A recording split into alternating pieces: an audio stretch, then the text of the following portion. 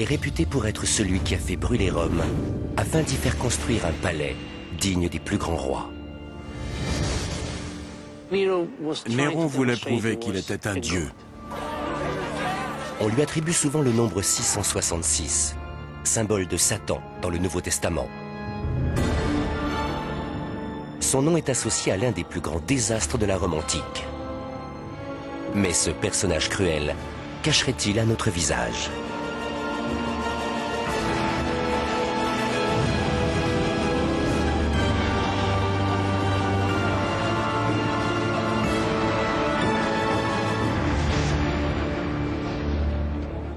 Nous sommes en 64 après Jésus-Christ. La Rome d'alors est une mégalopole surpeuplée et désespérément pauvre. Le 19 juillet, la ville subit une catastrophe sans précédent.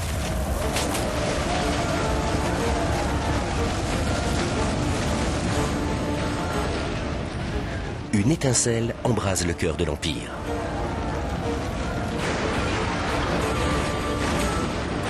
Avant que l'incendie ne soit maîtrisé, plus de la moitié de la ville aura brûlé. Cet événement donne à Néron l'occasion unique de rebâtir Rome. Mais l'ambition de l'empereur n'a pas de limite.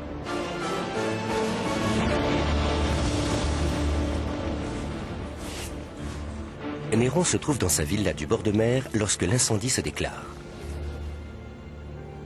Les premières flammes embrasent le point le plus vulnérable de la ville, le cirque Maxime. La plus grande structure sportive de Rome est entièrement construite en bois. Ces gradins constituent un combustible parfait. En quelques minutes, les flammes ravagent l'intégralité du cirque. Le feu se propage ensuite vers le quartier le plus riche de la ville, le Mont Palatin. L'incendie dévaste les collines autour de Rome et atteint les vallées.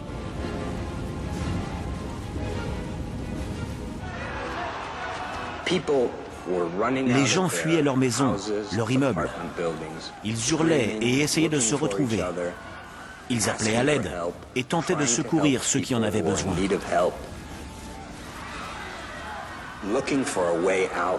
Ils voulaient échapper à ce vacarme dans des rues noires de fumée. Ils n'arrivaient pas à retrouver leur chemin ou même à savoir où ils étaient. Et très souvent, ils se précipitaient sans le savoir vers le danger, les flammes et la destruction. Le feu ne s'éteint pas avant plusieurs jours. La ville et ses habitants sont anéantis. Beaucoup croient que le pire est derrière eux. Ils se trompent. L'incendie reprend de plus belle. Les flammes se propagent de quartier en quartier, dévorant tout sur leur passage. Rome brûle durant 9 jours. Les dégâts sont immenses. Le grand incendie de 64 est un événement marquant et d'une grande rareté. Les départs de feu étaient fréquents à Rome, mais jamais à une si grande échelle. La ville est presque entièrement détruite. Il faut la rebâtir de fond en comble.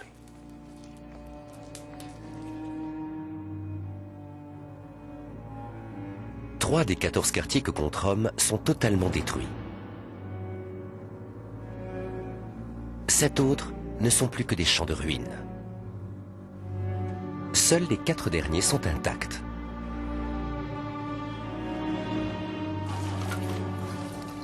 Une opportunité presque trop parfaite pour un bâtisseur. Des rumeurs commencent à courir.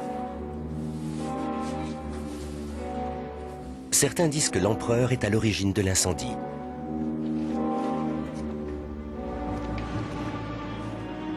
L'histoire raconte que Néron se serait installé à son balcon pour chanter et regarder Rome brûler.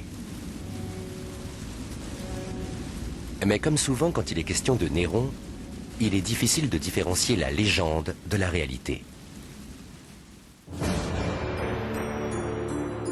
En 54, l'accession au pouvoir de Néron est entachée de complots et de mensonges. À Rome, le meurtre est parfois la manière la plus rapide de monter sur le trône. Et la mère de Néron, Agrippine, a de grandes ambitions pour son fils. Elle aurait empoisonné son mari, l'empereur Claude, pour assurer à son fils de prendre un jour la tête de l'Empire romain.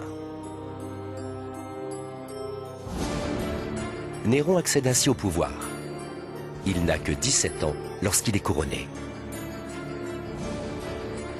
Il est trop jeune pour régner seul. Dans les faits, c'est donc sa mère et ses conseillers qui dirigent l'Empire. Sous leur tutelle, Néron fait preuve de diplomatie au cours de ses premières années de règne et accepte dans un premier temps de partager le pouvoir. Il redonne de l'autorité au Sénat, alors très affaibli. Un geste de conciliation qui ne se répétera pas.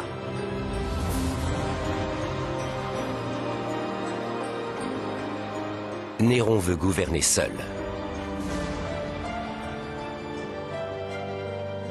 Sa soif de pouvoir va le pousser à écarter sa mère et le Sénat pour régner sans partage.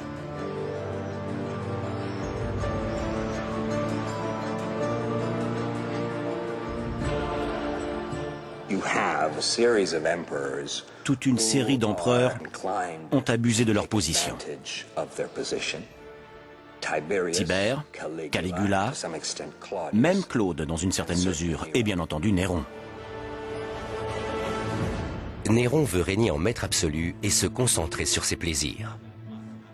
Plutôt que de passer ses journées au Sénat, l'empereur fait des courses de chars et des vocalises, et se consacre à l'art sous toutes ses formes. Néron est bien connu pour son amour de la poésie et du chant. Sous son règne, la hiérarchie des castes de la société romaine est mise à mal. L'empereur se conduit comme un citoyen appartenant aux couches les plus basses, alors qu'il est lui-même au sommet. Jusqu'alors, l'empereur ne s'est jamais produit en public. Mais Néron est davantage un artiste qu'un souverain.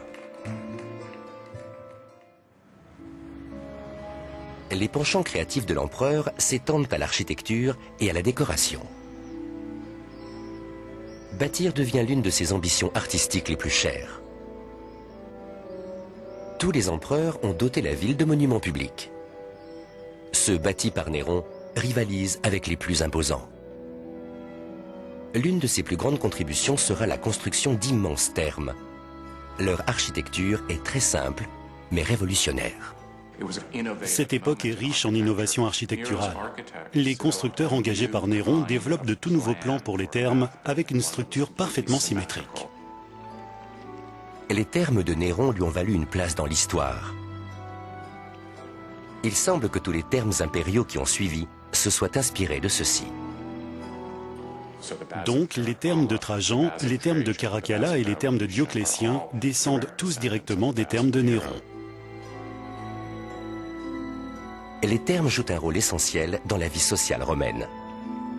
Ils constituent une petite oasis au cœur d'une ville chaotique. Lorsque Néron prend les rênes de l'Empire, Rome est une ville à la dérive. Des milliers de personnes venues des quatre coins de l'Europe et de la Méditerranée s'y rencontrent, à la recherche de nouvelles opportunités. Ils s'entassent sur 16 km². Les rues étroites et sinueuses de la ville sont bondées, sales et dangereuses. Le centre historique, tel que nous le connaissons aujourd'hui, abrite environ 300 000 habitants. Dans l'Antiquité, il y avait 3 fois plus de personnes dans ce périmètre.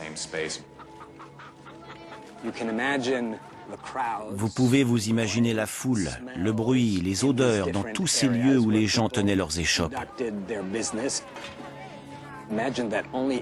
Dites-vous aussi que la rue était le seul endroit où l'on avait accès à l'eau courante, grâce aux fontaines publiques. Il y avait un grand vacarme et beaucoup de désordre. Cette surpopulation n'augure rien de bon. Pour loger tout ce monde, on construit dans les vallées des immeubles appelés insulae.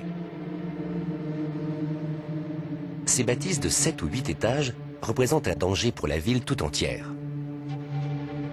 Les murs faits de mortier et de gravier sont soutenus par des poutres. le bois est partout dans ces immeubles. Un simple mur sépare deux insulés. Si ces constructions ne sont pas assez soutenues, le bâtiment s'effondre, ce qui arrive fréquemment. Ces accidents auraient pu être évités si les entrepreneurs avaient bâti leur maison en briques ou en roches volcaniques. Mais ces matériaux coûtent trop cher et prennent trop de place. Les Romains construisent avec du bois de mauvaise qualité. L'économie passe avant la sécurité.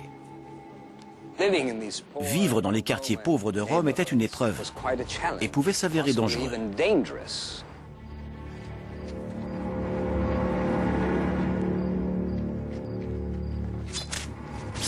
Certains quartiers, comme celui de Subur, sont particulièrement propices à la violence.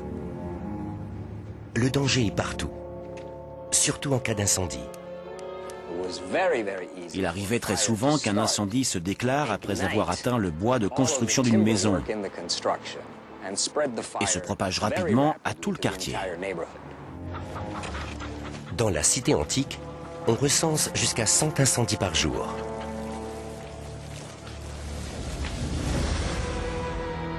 Rome est divisée en 14 quartiers. La ville compte 7 casernes et chacune d'entre elles abrite 1000 pompiers, que l'on appelle alors vigiles. Leur mission est de protéger la ville. Durant leur patrouille dans les rues, ils jouent aussi bien le rôle de pompiers que celui de policiers.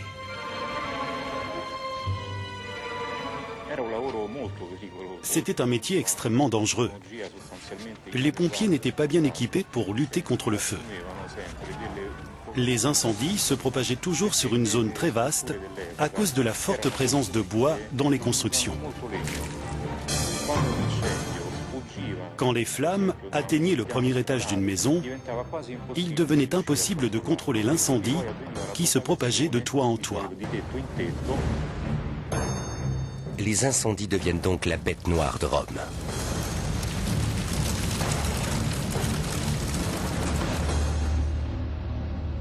Le désastre subi par la cité en l'an 64 aurait pu être évité. Quasiment toutes les villes de l'Antiquité ont des fortifications. Mais ce n'est pas le cas de Rome.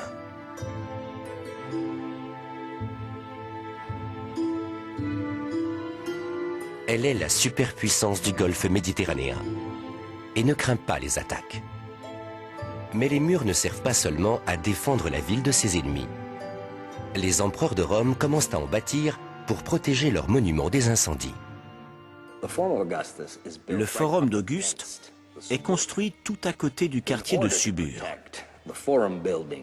Pour le protéger des flammes, Auguste fait donc bâtir un immense mur tout autour du forum. Ce mur, qui s'élève à près de 33 mètres de hauteur, est constitué de gigantesques blocs de pépérite, une roche volcanique. Ce matériau local est un élément central de l'architecture romaine. On le retrouve un peu partout dans les constructions romaines. Mais malgré sa résistance au feu, la pépérite reste trop chère pour qu'on l'utilise pour tous les bâtiments.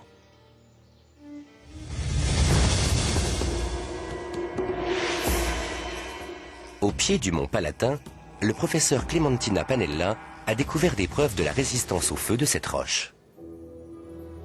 C'est en effet à cet endroit qu'elle a retrouvé des traces de l'incendie de 64. Cette maison appartenait à une personne aisée. Pour faire de si petits cubes de roche volcanique, il fallait les découper à la main. En plus, il n'était pas facile de les disposer de cette façon. Cette roche est donc surtout réservée à l'élite de Rome. Les plus riches s'en servent pour protéger leurs biens du feu. Mais les incendies dans la Rome antique ne sont pas tous accidentels. L'immobilier est un marché lucratif dans cette ville et certains ont trouvé une façon astucieuse de gagner de l'argent.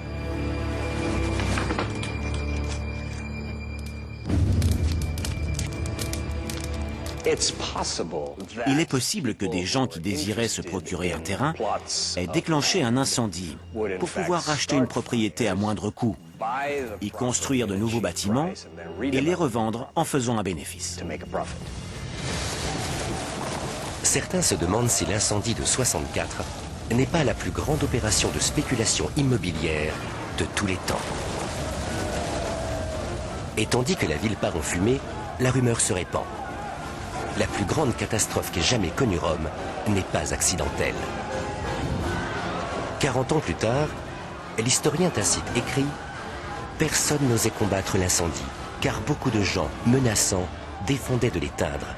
Et d'autres encore lançaient ouvertement des torches, en criant qu'ils avaient reçu l'autorisation d'agir ainsi, sans que l'on sût s'ils faisaient cela pour piller plus facilement, ou s'ils avaient effectivement reçu un tel ordre. »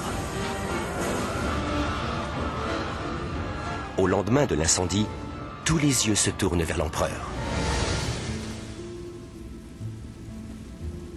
Néron a été tenu pour responsable de l'incendie de 64 pendant 2000 ans. Les historiens classiques ont accusé Néron des pires atrocités. Mais les spécialistes contemporains se demandent si Néron ne mérite pas d'être acquitté. Tout le monde sait que certains incendies étaient criminels dans la Rome antique. Mais dire que Néron a mis le feu à Rome intentionnellement, c'est très peu probable. Les historiens mettent en avant 3 éléments qui disculperaient Néron. L'empereur a un alibi, aucun mobile, et celui qui l'accuse avait un fort parti pris contre lui. Notre principale source d'information concernant le grand incendie de 64 provient de l'historien Tacite, âgé de 8 ans lors des faits. Mais il est loin d'être impartial. Il faut garder à l'esprit que Tacite éprouve une certaine rancœur envers Néron. Car Tacite appartient à la classe aristocratique, qui voit donc d'un très mauvais œil le fait de partager le pouvoir avec l'empereur. Pour sa défense, Néron ne se trouve même pas à Rome aux premières heures de l'incendie, mais à Antium, au bord de la mer. Il ne regagne la capitale que lorsque ses biens sont directement menacés par le feu. Mais le retour de Néron ne sert à rien. L'incendie détruit le domaine grandiose sur lequel il travaille alors, la Domus Transitoria. La Domus Transitoria est considérablement endommagée dans l'incendie de 64, ce qui n'a pas dû ravir Néron. Mais il profitera de l'occasion pour voir encore plus grand en construisant la maison dorée ou Domus Aurea. La construction de la maison dorée nuit beaucoup à l'image de Néron. Il s'agit du plus grand palais jamais élevé à Rome. Mais cet édifice causera également la perte de l'empereur. Les historiens ont accusé Néron d'avoir causé l'incendie de 64 parce qu'il a utilisé de nombreuses zones détruites par le feu pour bâtir sa Domus Aurea. La maison dorée de Néron est une construction ambitieuse. Le peuple se demande donc si l'empereur ne veut pas simplement agrandir son palais. L'élite de Rome estime qu'il veut bâtir une nouvelle cité qui portera son nom, Néropolis. Au lendemain de l'incendie, la rumeur commence à courir. L'empereur aurait fait brûler Rome pour pouvoir la reconstruire. Quand Néron se rend compte qu'il est en train de perdre la sympathie du peuple et que la rumeur l'accuse d'avoir provoqué l'incendie, il comprend qu'il lui faut un bouc émissaire. Il jette donc son dévolu sur une nouvelle secte religieuse, un groupe qui se fait appeler les chrétiens. À Rome, la justice est un spectacle public. Et comme toujours, Néron va créer l'événement. Pour punir les chrétiens, il les transforme en torches humaines et les laisse brûler dans son cirque à côté de la colline du Vatican. Sa victime la plus célèbre est un homme connu aujourd'hui sous le nom de Saint Pierre. Selon la légende, il est crucifié la tête en bas au milieu du cirque de Néron. Le corps de l'apôtre est décroché puis enterré sous la colline du Vatican. Son tombeau devient un sanctuaire sur lequel sera bâtie la basilique Saint-Pierre de Rome.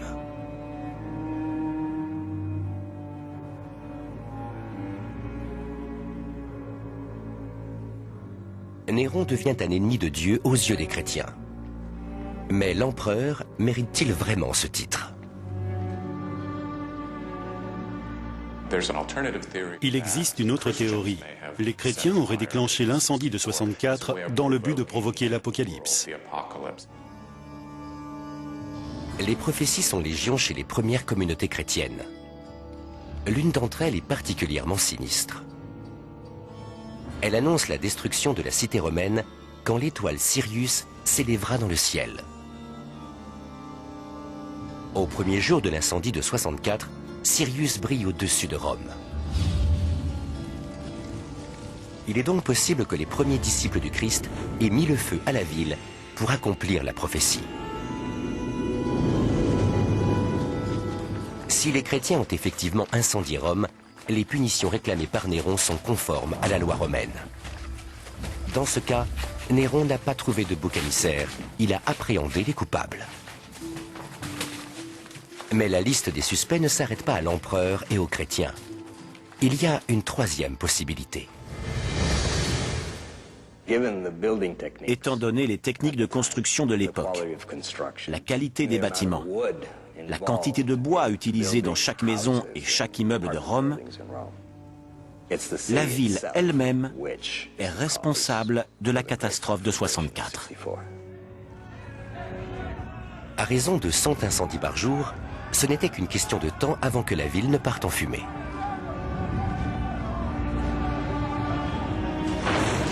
Au lendemain de l'incendie, Néron fait tout pour éviter que Rome subisse à nouveau un tel désastre. Il reconstruit la ville et la rend plus sûre. Mais tous ses efforts tombent dans l'oubli.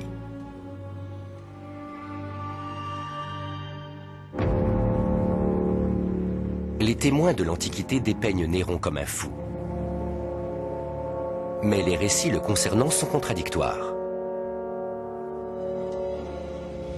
Le règne de Néron est entaché de nombreux meurtres et suicides. Autrefois, les historiens estimaient que cette suite d'événements incriminait l'empereur. Aujourd'hui, les spécialistes pensent que Néron a agi en état de légitime défense. L'empereur vient d'une dynastie où tout le monde se trahit. Chaque génération est en concurrence pour s'approprier le pouvoir. Intrigues, mensonges et meurtres sont monnaie courante au sein même de la famille. Aucun membre n'est à l'abri.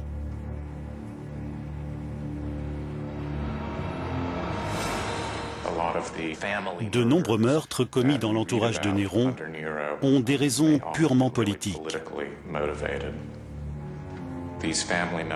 Ces personnes conspiraient certainement contre lui.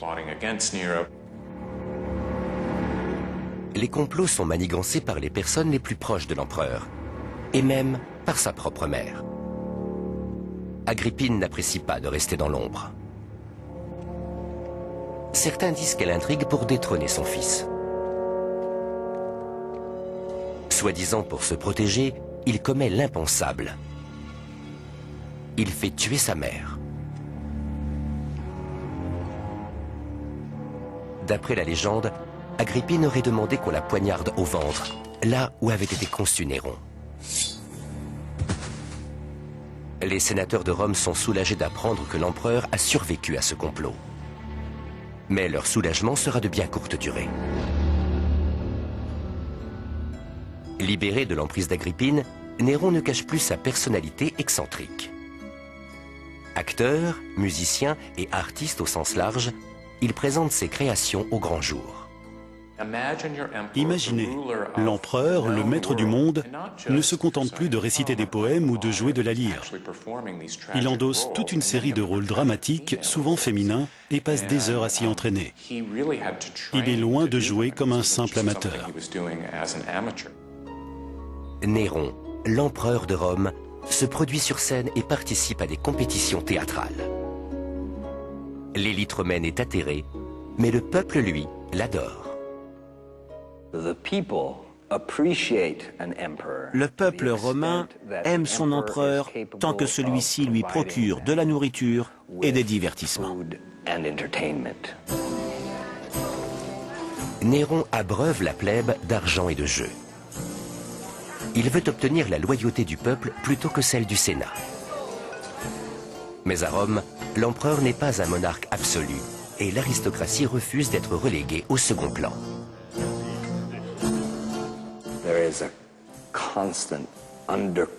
Le Sénat se trouve constamment en conflit avec l'empereur, car c'est le Sénat qui a géré l'État romain durant toute la période républicaine. Néron a redéfini le rôle d'empereur de Rome et de maître du monde méditerranéen. Il envisageait les choses sous l'angle de la monarchie, de la royauté. L'empereur joue à un jeu dangereux. En mettant ainsi de côté l'aristocratie de Rome, il perd tout, y compris sa réputation. En effet, pour l'élite romaine, Néron passe pour un scélérat, un pyromane et un opportuniste. Mais l'empereur mérite-t-il d'être traité ainsi?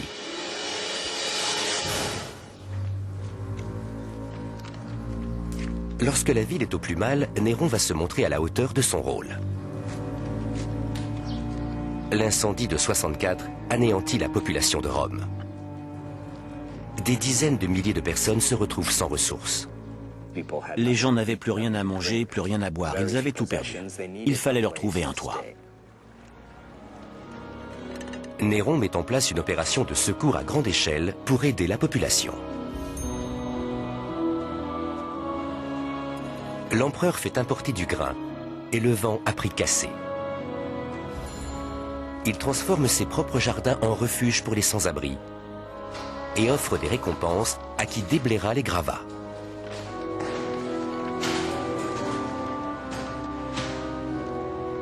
Une fois la ville dégagée, on entame les travaux de reconstruction. Néron fait renaître Rome de ses cendres. Mais là encore, ses plans sont controversés.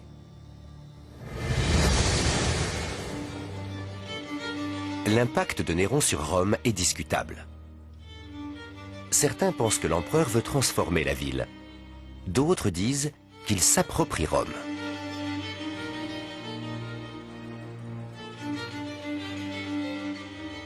Néron ne voulait pas modifier les aménagements urbains de Rome.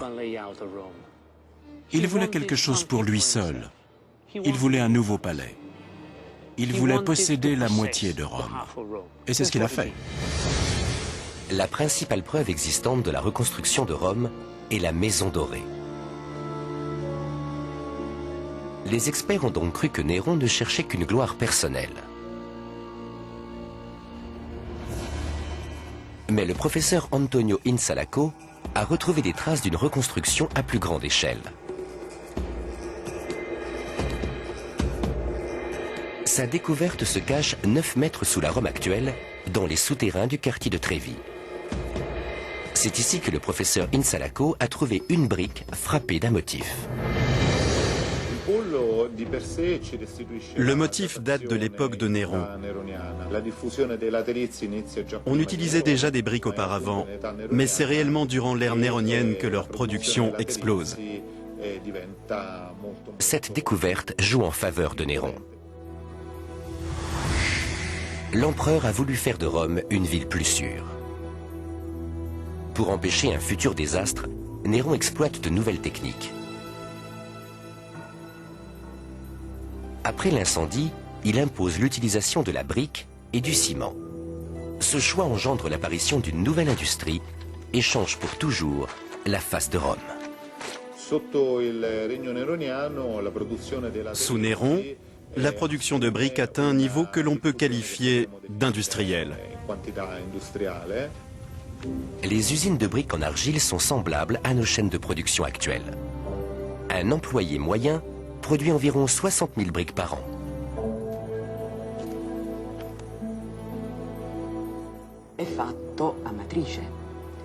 Tout ce qu'il faut pour faire des briques, c'est une argile de bonne qualité. Et le Tibre en regorge.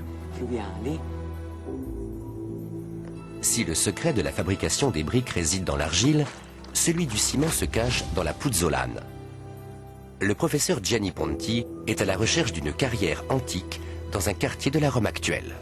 Sa mission, découvrir la clé de la composition du ciment romain. La puzzolane. Voilà le secret des constructions romaines en ciment. C'est un matériau très friable.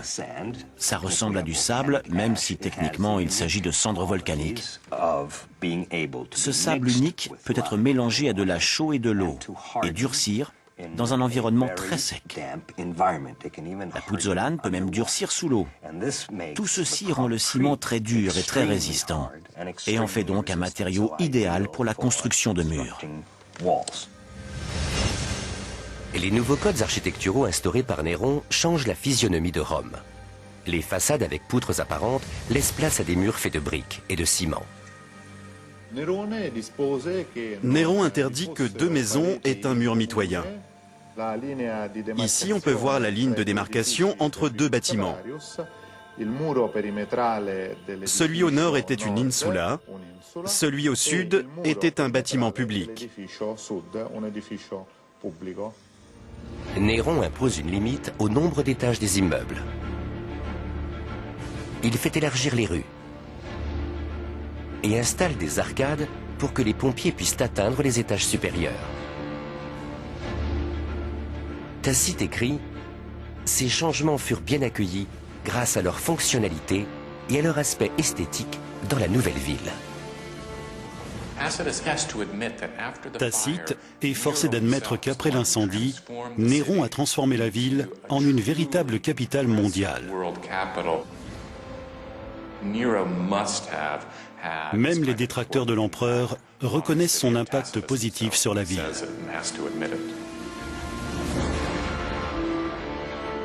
Néron transforme Rome, mais il en profite également pour se tailler la part du lion. Suite à l'incendie, l'empereur va faire déblayer un tiers de la ville pour son usage personnel. Il prend possession du cœur de Rome pour y construire le palais le plus vaste d'Europe.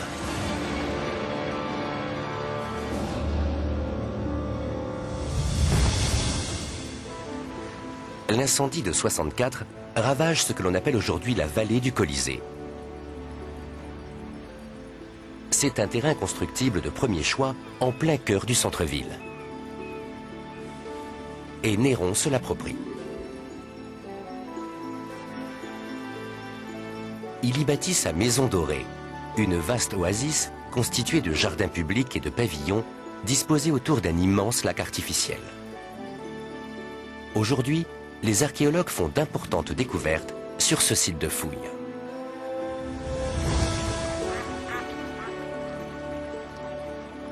De nombreux spécialistes pensent qu'un lac existait déjà au cœur de la vallée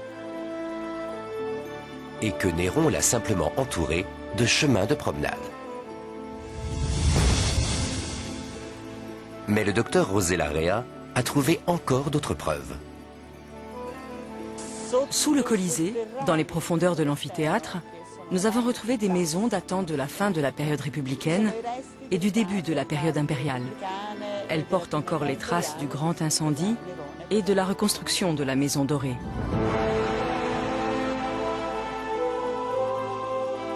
La découverte du docteur Rea change l'image que l'on se fait de la Rome antique et apporte de nouvelles preuves des dégâts causés par l'incendie. On découvre également que Néron confisque des maisons dans le but de construire son lac artificiel. Il détruit certains quartiers que l'incendie a épargnés. L'empereur utilise des armes de guerre pour dégager les débris des maisons romaines. La construction de la maison dorée crée un climat hostile. Les Romains en veulent à leur empereur. La décision de Néron lui attire les foudres du peuple, mais elle n'a rien de surprenant de la part d'un empereur de Rome. Rome est la propriété de l'empereur. Il a le droit de bâtir à Rome, de détruire Rome et de l'utiliser comme bon lui semble. Le choix de Néron est extrême. Aucun empereur romain n'a jamais réquisitionné une si grande partie de la ville pour son usage personnel. Pour reconstruire la ville, il fallait des milliers d'ouvriers. À Rome, il y avait plusieurs zones de construction, comme celle de la Maison Dorée. Les hommes se servaient de machines, d'outils et de matériaux similaires à ceux utilisés pour la construction des grandes pyramides.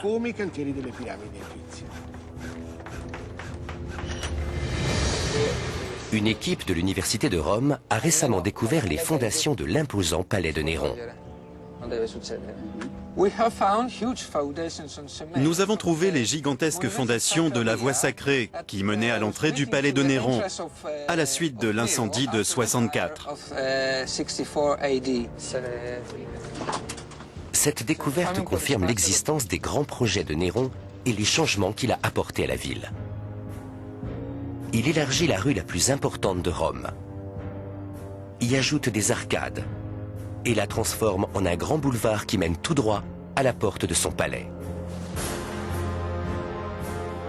Ces décisions font polémique.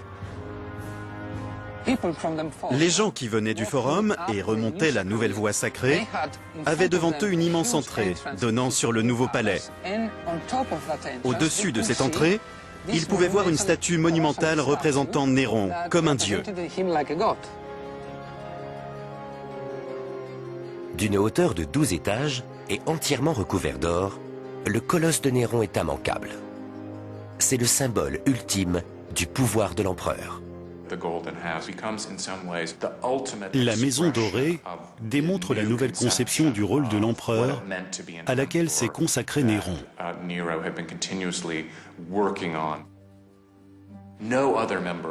Les membres de l'aristocratie ne pouvaient pas construire une telle demeure. Et je pense qu'ils se sentaient menacés par la Domus Aurea. La Maison Dorée de Néron est son chef-d'œuvre. Deux architectes, Severus et Keller, sont en charge de sa construction. On dit d'eux qu'ils sont les architectes les plus audacieux du monde romain. L'histoire n'aura retenu que leur nom, mais leur œuvre parle d'elle-même. La Domus Aurea est un festival pour les sens. Les historiens antiques parlent de murs incrustés de pierres précieuses et de décorations à la feuille d'or. Les plafonds étaient couverts de panneaux d'ivoire qui s'ouvraient et répandaient du parfum et des pétales de fleurs sur les invités. Dans le silence de cette demeure, on pouvait apprécier le bruissement des fontaines. Cette maison éveillait l'odorat grâce au parfum des fleurs. Rien n'est plus rare dans l'art silencieux du bâtiment que la mélodie de l'eau. La Maison Dorée est le plus grand vestige de l'époque de Néron. C'est un petit bijou d'ingénierie. Toutes les réalisations architecturales qui vont suivre en Occident se basent sur une création de Néron, la salle octogonale de la Maison Dorée. C'est vous dire l'importance de cet élément architectural et l'impact qu'il aura par la suite. Avec cette pièce, Néron sort des sentiers battus. Sa création est une explosion de lumière et de formes jamais vues jusqu'alors.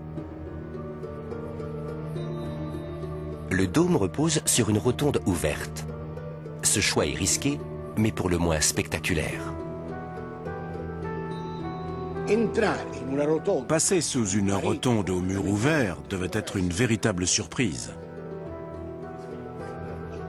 Severus et Keller utilisent un système d'arcs et de contreforts conçu pour supporter toute la construction.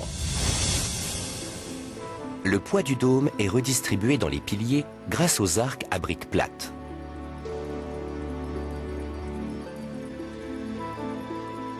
Les piliers sont eux-mêmes soutenus par les pièces voisines. La voûte est faite en ciment auquel on a mélangé de la pouzzolane et des éclats de roches volcaniques. Ainsi, le ciment est aussi léger que durable. Le dôme créé par Severus et Keller fait 13 mètres de diamètre et ne mesure que 2,5 mètres d'épaisseur. Cette immense voûte commence en forme d'octogone et se finit en cercle. Personne n'avait encore tenté ce changement de forme géométrique. De nos jours encore, la pièce octogonale est considérée comme révolutionnaire. Elle est radicalement différente de toutes les autres voûtes romaines. Néron est le premier à s'intéresser à des techniques innovantes d'arrangement intérieur. Comme tout bon artiste, il accorde une importance particulière à la lumière. Dans la pièce octogonale, la lumière entre par les fenêtres et par l'oculus, mais elle caresse aussi l'extérieur de la voûte, pénètre par les pièces voisines et se reflète contre chaque mur de la rotonde. Les jeux de lumière de Néron doivent illuminer les œuvres du tout premier musée de sculpture jamais créé. Le débat sur l'ouverture de la Maison Dorée au public fait toujours rage parmi les spécialistes. Durant des siècles, ils ont supposé que l'empereur seul avait accès à sa demeure. Aujourd'hui, cette théorie est remise en question. En réalité, la Maison Dorée était un lieu public où les gens se promenaient. Néron y affichait librement ses goûts artistiques. Après la création de la Domus Aurea, les historiens antiques accusent Néron de tout et n'importe quoi. Leur attaque la plus violente, Néron aurait assassiné son épouse, alors enceinte.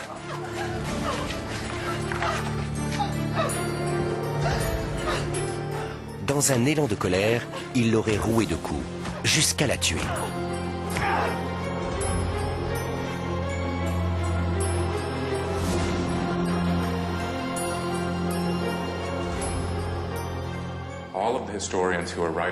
Tous les historiens qui ont traité du règne de Néron lui sont hostiles. Il faut donc prendre avec des pincettes les récits où Néron assassine divers membres de sa famille. Ce qui est certain en revanche, c'est que la Maison Dorée est la goutte d'eau qui fait déborder le vase pour les aristocrates romains. Néron vit ses derniers instants. En 68 après Jésus-Christ, l'Empire romain est au bord de la ruine.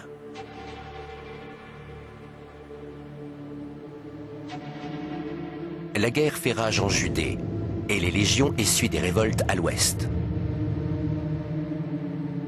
Chez lui, l'empereur reste imperturbable. Néron est trop occupé à travailler sa voix. C'est une erreur fatale. Le Sénat en a assez et déclare Néron ennemi public. Âgé de 30 ans et plutôt que d'affronter le bourreau, l'empereur se suicide.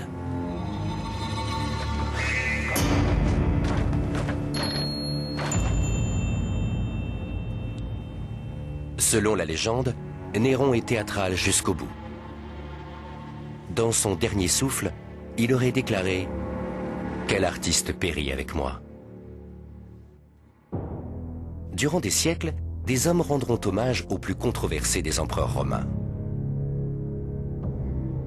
Malgré sa popularité, Néron subit une ultime campagne de dénigrement. Néron va subir la damnatio memoriae, qui est une condamnation à l'oubli post-mortem.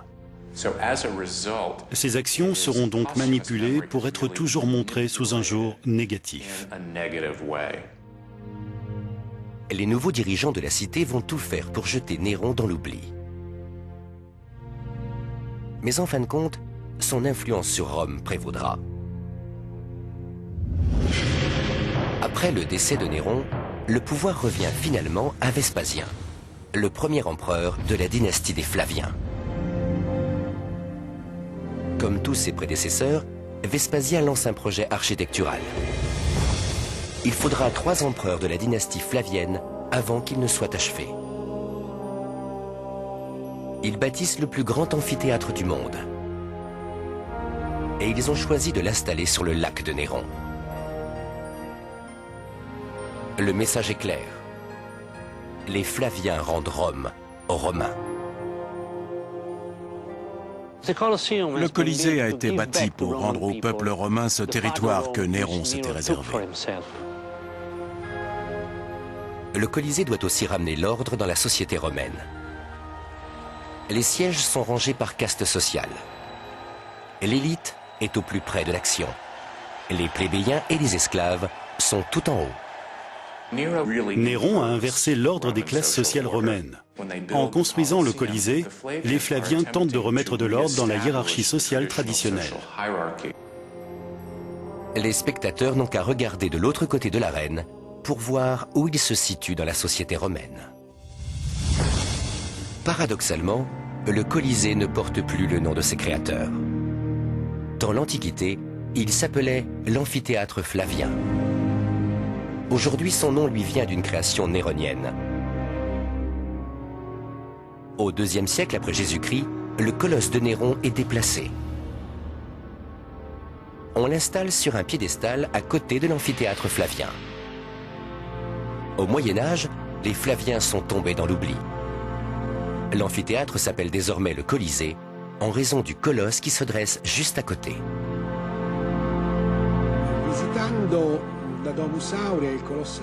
Quand je visite le Colisée et la Maison Dorée, j'estime que Néron a gagné. Il a même doublement gagné. Sa somptueuse maison est toujours là, quasiment intacte. Et le Colisée, l'un des monuments les plus connus au monde, porte le nom d'une création néronienne. Néron gagne 2-0 contre les empereurs flaviens. Néron laisse en héritage son influence sur l'art et l'architecture romaine. En 104 après Jésus-Christ, sa fameuse salle octogonale est ensevelie par l'empereur Trajan. Son architecte, Apollodore de Damas, sera le dernier à étudier les secrets de Néron. Apollodore s'en est très certainement inspiré pour bâtir l'un des dômes les plus importants de l'histoire, celui du Panthéon.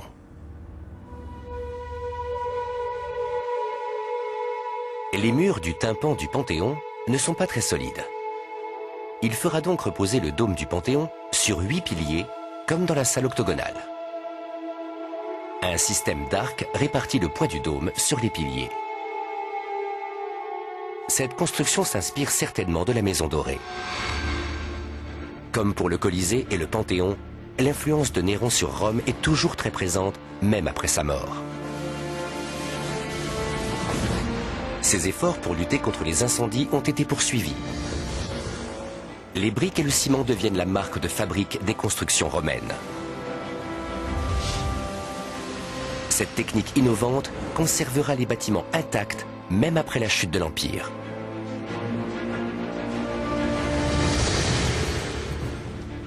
À la Renaissance, l'influence de Néron sur Rome est quasiment oubliée, jusqu'à un étrange clin d'œil du destin. Les papes rebaptisent sur les fondations d'une vieille église la basilique dédiée à Saint-Pierre. Pour décorer ces murs, les artistes descendent dans les ruines de la Maison Dorée et y découvrent de magnifiques œuvres qu'ils recopient sur les murs du Vatican.